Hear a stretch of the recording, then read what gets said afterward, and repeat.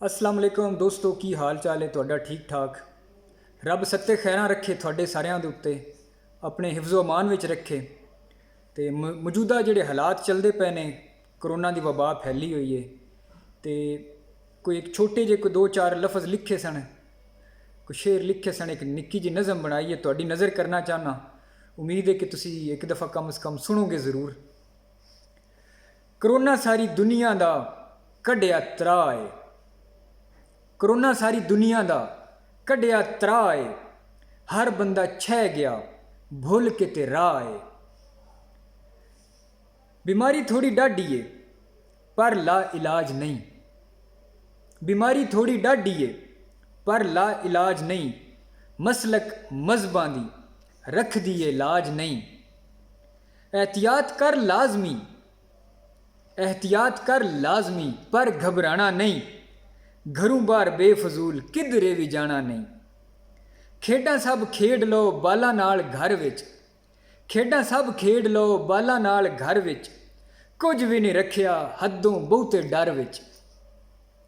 देसी असी लोग हाँ ते देसी खुराकां ने, देसी असी लोग हाँ ते देसी खुराकां ने, वायरसां बीमारियां दियां भनियां असी नासां ने। नींबू वाला पानी पी, काढ़ा पी या चाह पी, नींबू वाला पानी पी, काढ़ा पी या चाह पी, देसी कर टोटके या डॉक्टरी दवा पी। काबू विच कर लेना छेती इस भूत नूं, काबू विच कर लेना छेती इस भूत नूं, याद असी रखना है जग दे सलूक नूं। रब कोलों माफियां गुनाहां दियां मंग लो, रब कोलों माफियां गुनाहां दियां मंग लो, हेरा फेरी लुट मार कोलों हुण संग लो। रब देवे रौनकां साडियां मसीतां नूं, रब देवे रौनकां साडियां मसीतां नूं, लभ जाण माफियां साडे जै पलीतां नूं। गवांढी दा ख्याल रख दुख ओहदे वंड लै, गवांढी दा ख्याल रख दुख ओहदे वंड लै, हक किसे होर दा एवें ना तू मंड लै। अपने बजुर्गां दे घुट लत्तां पैर तूं, रब कोलों मंग हथ चुक के ते खैर तूं।